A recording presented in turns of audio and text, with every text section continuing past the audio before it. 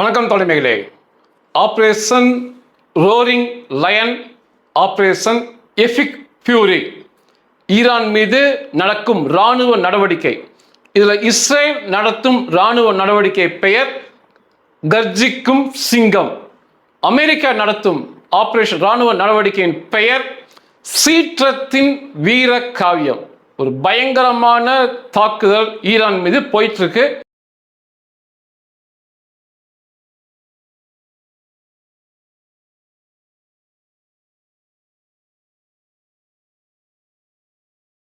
ஞாயிற்றுக்கிழமை நான் பேசும் நொடி பொழுது வரை மிக பயங்கர தாக்குதலுக்கு உள்ளாகிறது ஈரான். அநேக ஏஐ வீடியோக்கள், அநேக பொய் செய்திகள் வந்துட்டு இருக்கு. ஒரு துல்லியமான தகவலை தரேன். இஸ்ரேல் மொசாத் மற்றும் இஸ்ரேல் இராணுவ தரப்பில் என்ன சொல்றாங்கன்னு பார்த்து உங்களுக்கு கொடுத்துட்டு இருக்கேன். ஞாயிற்றுக்கிழமை இந்த பொழுது வரைக்கும் தாக்குதல் நடத்துறாங்க. அங்க அலி கொமேனி கொல்லப்பட்டு விட்டான், தளபதி கொல்லப்பட்டு விட்டான் என்றெல்லாம் நிறுத்தாம தெருக்களில் மக்கள் ஆயிரக்கணக்கில் அஞ்சலி செலுத்துகிறார்கள் என்றும் பாராமல் தாக்குதல் தொடர்ச்சியாக போயிட்டு இருக்குது.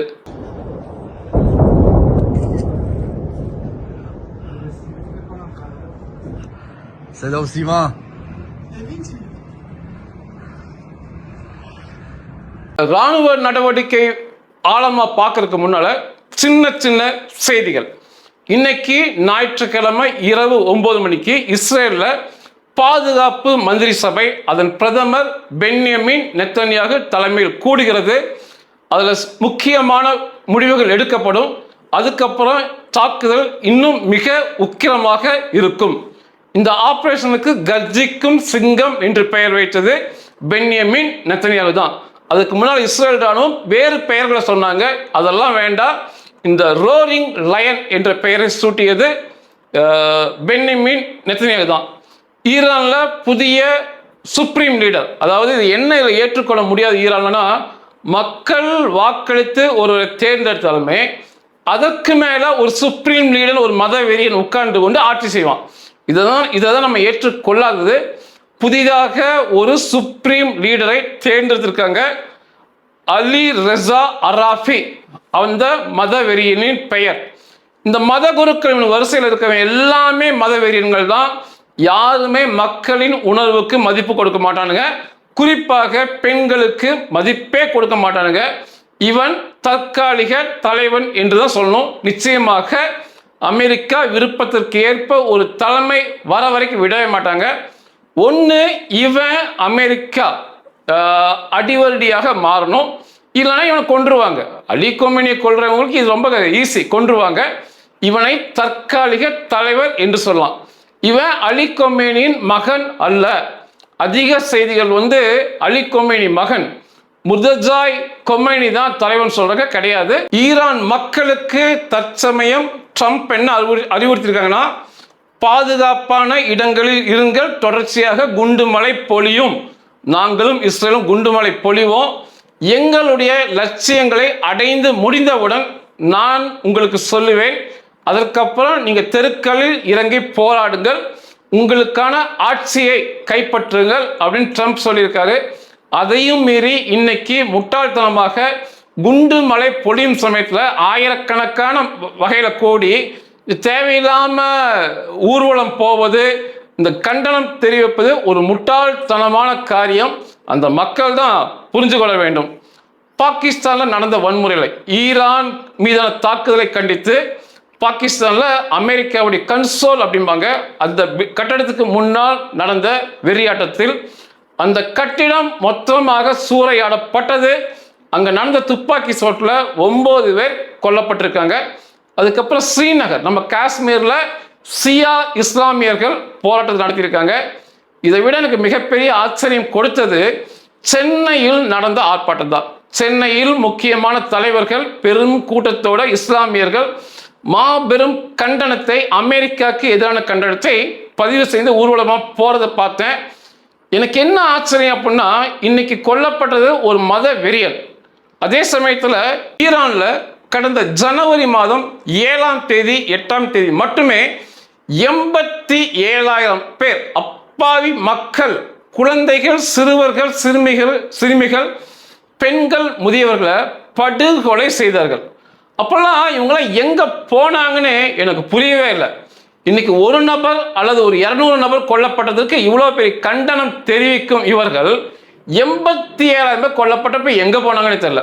உண்மையாவே மக்கள் கொல்லப்பட்ட போதும் நம்ம போராடணும். ஏன்னா மக்கள் தான் வாய்ஸ்லெஸ், இயலாத மக்கள். அந்த மக்கள் 87,000 பேர் கொல்லும் போது இவங்களாம் எங்க இருந்தாங்க தெரியல. ஆனா இன்னைக்கு ஒரு மதவெறியின் கொல்லப்பட்டிருக்கான், மதவெறி தலைவர்கள் கொல்லப்பட்டிருக்காங்க. ஒட்டுமொத்தமாக இப்படி வந்து கண்டனம் அமெரிக்காவுக்கு எதிராக தெரிவிப்பது இது ஏற்புடைய காரியமாக எனக்கு தெரியல. தமிழக அரசு கடுமையாக நடவடிக்கை எடுக்க வேண்டும். இந்த இரட்டை வேடத்தை புரிஞ்சு கொள்ள வேண்டும் தமிழக அரசு. இவங்க வந்து மக்களை கொல்லும் போது போராடி இன்னைக்கும் போராடினா அது ஒரு நியாயம் இருக்கு, அர்த்தம் இருக்குன்னு சொல்லலாம். நான் கூட இப்ப கார்த்தி சிதம்பரத்தின் மகன் அவருடைய பேட்டி பார்த்தேன். அவர் என்ன பதிவு பண்ணார்னா, நான் ஒன்றும் அலி கொமேனிக்கு வக்காலத்து வாங்கல, என்றாலும் அந்த நாட்டுக்குள்ள போய் தலையிடுவது தப்புன்னு சொல்லிட்டு திரும்ப சொல்றாரு, நான் அலி கொமேனிக்கு வக்காலத்து வாங்கல, அந்த அரசு மக்களை கொடுமைப்படுத்திய அரசு தான், பெண்கள் உரிமைக்கு மதிப்பு கொடுக்காத அரசு தான், சிறுவர்களை தூக்கில் போட்ட அரசு தான். அப்படி எல்லாத்தையும் பகிரங்கமா பதிவு பண்ணி என்றாலும் இப்படி செஞ்சிருக்கூடாதுன்னு சொன்னாங்க. இப்படி பேசினா கூட நியாயம், இப்படி பேசுவதுதான் நியாயம். அதை விடுத்துட்டு 87,000 பேர் கொள்ளும்போது இவங்கெல்லாம் எங்கேயும் இல்லாம இன்னைக்கு வந்து அமெரிக்காவை எதிர்த்து கண்டனம் இப்படி போர் நடக்கிறது எல்லாமே தமிழக அரசு வன்மையாக இவர்களை ஒடுக்க வேண்டும். ராணுவ நடவடிக்கை பார்க்கலாம். எப்படி முதல் நாளிலேயே இப்படி படு தோல்வி, படு கேவலமான தோல்வியை ஈரான் சந்தித்தது. ரொம்ப பில்டப் பண்ண அதனுடைய உச்சக்கட்ட தலைமை மதவெறியன் எப்படி கொல்லப்பட்டான் அப்படின்னா வேற ஒண்ணு மேல ஒன் அண்ட் ஒன்லி மொசாத் தான். இந்த மாபெரும் வெற்றிக்கு காரணமாக இன்றைக்கும் பார்க்கப்படுவது மொசாத் தான். கடந்த ஒரு மாத காலமாக இன்றைக்கு கொல்லப்பட்ட அலி கொமேனி உட்பட அனைத்து இராணுவ தளபதிகள் பிற தலைவர்கள் பின்னால சுற்றி திரிவதை பின்தொடர்வதை வழக்கமாக வைத்திருக்காங்க மொசாத். இந்த ஒரு மாசத்துல அவங்க என்ன கணிச்சு சொல்லியிருக்காங்க அப்படின்னா, எப்பொழுது மிக அலட்சியமாக தாக்குதல் நடக்காது என்று எப்பொழுது மிக அலட்சியமாக இந்த கும்பல் இருக்கும் என்று அவங்க அறிக்கை கொடுத்திருக்காங்க இஸ்ரேலுக்கு. மொசாத் என்ன சொல்லியிருக்காங்கன்னா, ஈரான்ல இருந்து பகல் நேர தாக்குதலை அவர்கள் எதிர்பார்ப்பது இல்லை. பகல் நேரங்கள் இந்த தாக்குதல் வந்து பட்ட பகல் வெளிச்சம் 8:30 மேலே தான் ஆரம்பிச்சது. பகல் வெளிச்சத்தில் தாக்குதல் நடக்காது என்று எண்ணி கும்பலாக இவர்கள் சுற்றி திரிவது, அலி கொமேனி உட்பட பிற பயங்கரவாதிகள் சுற்றி திரிவது வழக்கம். அதே சமயம் இரவு வந்தவுடன் அனைவரும் பொந்து குழப்பை எலிகளைப் போல் பதுங்கிக் கொள்வதும் இவர்கள் வழக்கம் என்று மொசாத்திலிருந்து அறிக்கை போயிருக்கு. மேலும் சனிக்கிழமை இஸ்ரேலின் ஓய்வு நாள நிச்சயமாக தாக்க மாட்டார்கள் என்ற எண்ணம் இந்த கும்பலுக்கு, இந்த முட்டாள் கும்பலுக்கு இருக்கு அப்படின்னு அறிக்கை கொடுத்திருக்காங்க.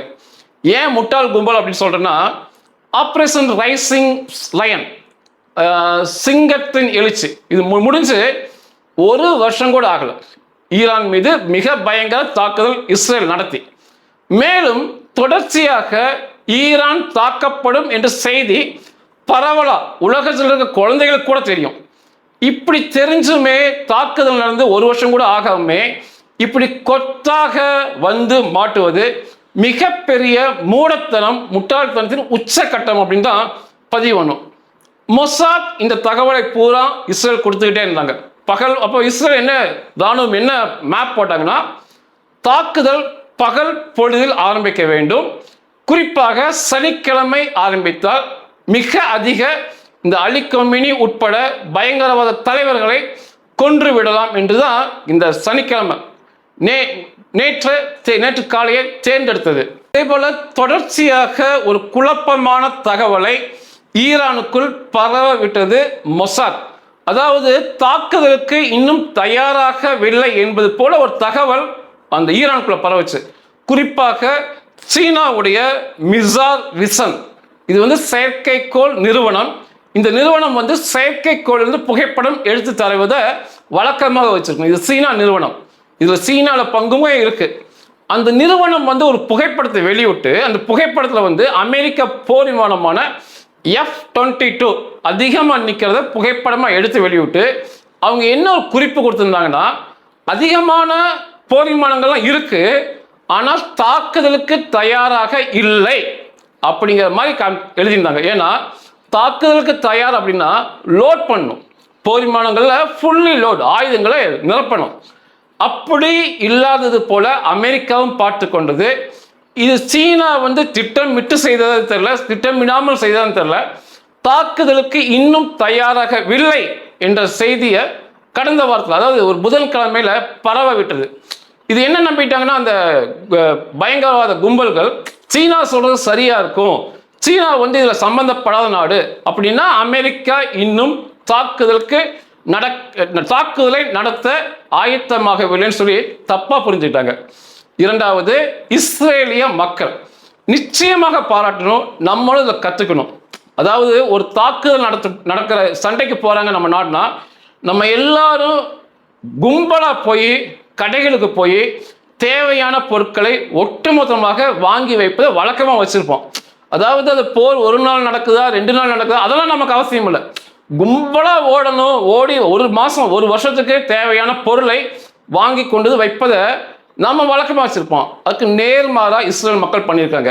இஸ்ரேல் மக்களுக்கு இந்த தாக்குதல் தெரிஞ்சுமே ஒரு கும்பலான நடவடிக்கையில் ஈடுபடல. ஒட்டுமொத்தமாக கடைக்கு போறது, ஒட்டுமொத்தமாக எங்காவது போய் பொருட்களை வாங்கிட்டு வருவது, ஏதோ பாதுகாப்பு இடம் தேடுவது, இந்த மாதிரி ஒட்டுமொத்த நடவடிக்கையில் அவங்க ஈடுபடல. இது ஈரானுக்கு ஒரு ஆச்சரியத்தை, அதாவது தாக்குதலுக்கு இன்னும் இஸ்ரேலும் தயாராகவில்லை என்ற ஒரு நம்பிக்கையை கொடுத்தது. இதுல கிட்டத்தட்ட இஸ்ரேலிய மக்கள் மொசாத்தை போன்று, உளவுத்துறை போன்று அந்த மக்கள் செயல்பட்டு இருக்காங்க. நிச்சயமா மக்களாகிய நாம் இராணுவ நடவடிக்கை எடுக்கும்போது தேசத்திற்கு துணையாக நிற்க வேண்டும். ஒரு இராணுவ நடவடிக்கை நடக்க போதுன்னு தெரிஞ்சு கும்பல கடைகளுக்கு போய் எல்லா பொருளையும் வாங்கிட்டு எனக்கு தான் வேணும், என் குடும்பத்துக்கு தான் வேணும்னு வைப்பதெல்லாம் மிகப்பெரிய தப்பு. இந்த 2 காரியங்கள், இஸ்ரேல் மக்கள் கும்பலாக செயல்படாதது, சீனா செயற்கைக்கோள் நிறுவனத்தின் தவறான கணிப்பு, இதெல்லாம் இந்த ஈரானிய கும்பல், அலி கொமேனி தலைமையிலான கும்பல் நம்பி ஏமாந்ததற்கான காரணங்களாக பார்க்கப்படுகிறது. சனிக்கிழமை மட்டும் இஸ்ரேல் 200க்கு மேற்பட்ட போர் விமானங்களை சண்டைக்கு பயன்படுத்தி இருக்காங்க. 500 இடங்களை, 500 டார்கெட் இடங்கள் மீது தாக்குதல் நடத்தியிருக்காங்க. மொத்தமாக சனிக்கிழமை மட்டும் இஸ்ரேலும் அமெரிக்காவும் சேர்ந்து 2000 குண்டுகளை பொழிந்திருக்கிறாங்க. இதுல அமெரிக்கா தரப்பிலிருந்து 900 குண்டுகள் சென்றிருக்கு, ஏவுகணைகள் குண்டுகள். அமெரிக்கா தரப்பு குண்டுகள் எல்லாமே மிக பிரம்மாண்டமானவை. இஸ்ரேல் தரப்பிலிருந்து 1100 குண்டுகள் போடப்பட்டிருக்கு. அமெரிக்கா தரப்புல ஒருவருமே பலியாகவில்லை. ஆனால் இந்த பயங்கரவாதிகளின் அடிவடிகள் இங்க ஏஐ வீடியோக்கள், ஏஐ புகைப்படம் எடுத்து போட்டு மகிழ்ந்து கொண்டிருக்காங்க. ஒரு ராணுவ வீரரும் பலியாகல. மிகப்பெரிய தாக்குதலுக்குள்ள எந்த ராணுவ சாதனங்களும் ஆளாகவில்லை. இஸ்ரேல் தரப்புல 64 வயது ஒரு பெண்மணி மூச்சு திணறலால் கொல்லப்பட்டார். அதாவது சைரன் அடிச்சுன்னா வேகமா ஓடணும், அப்படி ஓடும்போது மூச்சு திணறல் ஏற்பட்டு கீழே விழுந்திருக்காங்க. அந்த பெண்மணியை கூட்டு சோதிக்கும் போது மரணம் அடைந்தது உறுதியாயிருக்கு. அதுபோக 26 பொதுமக்கள் படுகாயம் மற்றும் காயங்களோடு இருக்காங்க. அநேக கட்டிடங்கள் சேதமாயிருக்கு. இந்த தாக்குதல்ல சனிக்கிழமை காலையில ஒரு 10 நிமிஷத்துக்குள்ள அலி கொமேனி உட்பட 40 தளபதிகள், தலைவர்கள் கொல்லப்பட்டாங்க. இது மிகப்பெரிய வெற்றி. அலி கொமேனி கொல்லப்பட்ட இடத்துல மதவெறியன் அலி கொமேனி பெண்களை கொன்று குவித்தவன் அலி கொமேனி, அவனுடைய மகள், மருமகன், பேத்தி, இவர்கள் அனைவரும் அந்த பில்டிங்குள்ள கொல்லப்பட்டவங்க. அதுபோக இராணுவ தளபதிகள், மிக முக்கியமாக ஈரானின் முப்படை தளபதி அப்துல் ரஹீம் மௌசாவி, நான் முக்கியமான 4 பேர் மட்டும் சொல்லிக்கிறேன்.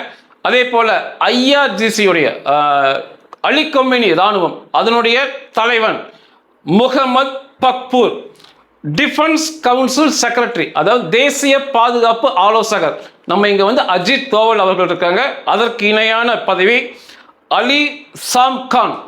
அதுபோக டிஃபென்ஸ் மினிஸ்டர், பாதுகாப்பு அமைச்சர், நம்ம நாட்டில் ராஜ்நாத் சிங் அவர்கள் இருக்காங்க, அதுக்கு இணையான பதவி அஜீஸ் நசீர் ஜதாத். இது போக மொத்தமா 40 பேர் ஈரான் ராணுவ தளபதிகள், மிகப்பெரிய தலைவர்கள், அரசியல் தலைவர்கள் கொல்லப்பட்டாங்க. அதனுடன் இணைந்து அலி கொமேனி அவன் குடும்பம் கொல்லப்பட்டிருக்கு. ஒரு மிகப்பெரிய வெற்றியாக மொசாத் உளவுத்துறைக்கு கிடைத்த வெற்றியாக மற்றும் அமெரிக்கா இஸ்ரேல் மக்களுக்கு கிடைத்த வெற்றியாக பார்க்கப்பட்டாலும் இதில் மிகப்பெரிய வெற்றியை பெற்றது ஈரானிய மக்கள் தான்.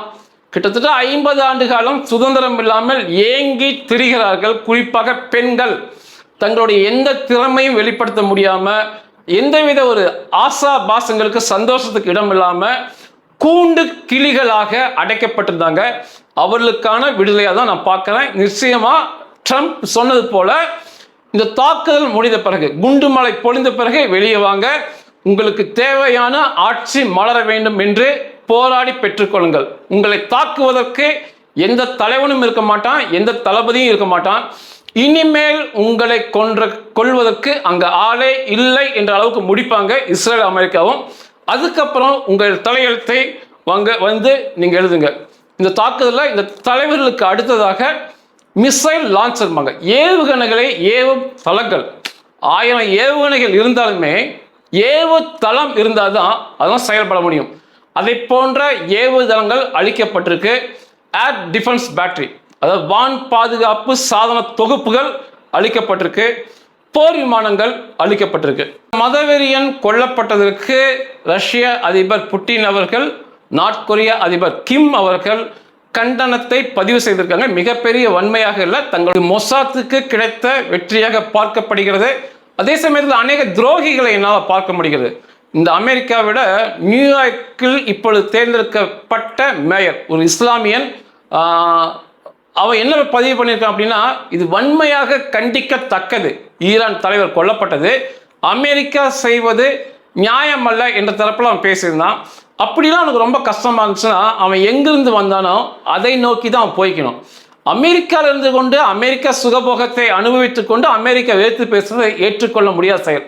அதே போல மலாலா ஒரு இஸ்லாமிய பெண் பாகிஸ்தான்ல ஓடும் பேருந்தில் வைத்து வன்முறை பயங்கரவாதிகளால் இந்த பிள்ளை படிக்கிறாள் என்ற காரணத்துக்காக முகத்தில் சுடப்பட்ட பிள்ளை. அந்த பிள்ளையை, படிக்கும் பிள்ளையை காப்பாற்றும் வக்கு பாகிஸ்தான்ல இல்லை. பாகிஸ்தான்ல வைத்தியம் அப்படி இல்லை. மேற்கத்திய நாடுகள் ஏர்லிஃப்ட் பண்ணாங்க. அந்த புள்ள ஒரு சாதாரண ஒரு ஏழை மாணவி தான். விமானம் மூலமாக ஒரு ஆம்புலன்ஸ் விமானத்தையே கொண்டு வந்து ஒரு தனிப்பட்ட பிள்ளையை தூக்கிட்டு போய் மேலை நாடுகளுக்கு மாற்றி மாற்றி கொண்டு சென்று மிக சிறந்த அறுவை சிகிச்சை கொடுத்து முகத்தையே தோற்றத்தை மாற்றி, அவன் முகத்திலெல்லாம் சுட்டுருந்தானுங்க, துப்பாக்கி கொண்டு போயிருந்துச்சு. அதெல்லாம் வந்து பிளாஸ்டிக் அறுவை சிகிச்சை பண்ணி ஒரு நோபல் பரிசுமே கொடுத்து அந்த மாணவியை ஒரு முன்மாதிரியான மாணவியாக மாற்றினாங்க. இன்னைக்கு அந்த பிள்ளை மேலை நாடுகள் இருந்து கொண்டு இந்த அமெரிக்காவின் தாக்குதலை எதிர்த்து பேசி கண்டனத்தை பதிவு பண்ணியிருக்கார். அமெரிக்காவை இருந்து கொண்டு இவங்கெல்லாம் வந்து என்னதான் நல்லது நம்ம செய்தாலும் இவர்கள் வந்து அந்த நன்றியை இவர்கள் காட்ட மாட்டாலும் நல்லாவே புரியும். அப்படி மலாலாக்கு வந்து ரொம்ப கஷ்டமா இருந்துச்சு அமெரிக்கா நடத்துகிற தாக்குதல்லாம், அமெரிக்காவை விட்டு மேற்கத்திய நாடுகளை விட்டு பாகிஸ்தான் போய்க்கலாம். எங்கேருந்து வந்தாங்களோ அங்கே போய் அவங்க பழைய மாதிரி இருக்கலாம். அங்கிருந்த சூழல் எப்படின்னு அவங்களுக்கு புரியும். அப்படி ஒரு நாடுகளில் இருந்து கொண்டு இந்த அதை போல தலைமையை அமெரிக்கா அளிக்கும் போது அதை எதிர்த்து பேசுவது அந்த நியூயார்க் இஸ்லாமிய மேயரும் இந்த மலாலா இஸ்லாமிய பெண்ணும், இது வந்து அவர்கள் நன்றியோடு இருக்க மாட்டார்கள் என்று நிச்சயமாகவே காட்டுகிறது. இது வந்து ஞாயிற்றுக்கிழமை வரை தாக்குதல் விவரம். இஸ்ரேல் தரப்பில் மிகப்பெரிய சேதங்கள் இல்லை, அமெரிக்கா தரப்பில் துளியும் சேதங்கள் இல்லை, ஈரான் தரப்பில் நான் சொன்ன சேதங்கள் நடந்திருக்கு. இங்கே உள்ள ஏஐ வீடியோக்கள் அல்லது பொய்யான தகவலை நம்பாதீங்க. இந்த தாக்குதல் இன்னும் சில நாள் இருக்கும். அவருடைய லட்சியத்தை அடைய வேண்டும் சொல்லி ட்ரம்ப் பதிவு பண்ணுறார். அந்த வார்த்தையை வச்சு பார்க்கும்போது இன்னும் சில நாள் இருக்கும். அந்த புதிய தலைமை அவன் வந்தவன்லாம் அமெரிக்கா சொல்றது கேட்குற மாதிரி இருந்தால் சரி, இல்லைன்னா அவனெல்லாம் கொண்டுட்டு புதிய ஒரு தலைமையை சுமூகமாக ஏற்படுத்தி கொடுக்க வேண்டும் அவர்களுக்கு. இந்த நீண்ட தூரம் செல்லும் ஏவுகணை ஏவும் தளம், இந்த நியூக்ளியர் அணுக்கட்டமைப்பில் திரும்ப அளிக்கணும். அதெல்லாம் முடிச்சுக்கிட்டு இந்த போரை வந்து அமெரிக்காவும் இஸ்ரேல் நிறுத்திக்குவாங்க. முதல் நாள்லேயே மாபெரும் வெற்றியை இஸ்ரேல் பக்கமும் அமெரிக்கா பக்கமும் தந்த போர் இது. நன்றிகள்.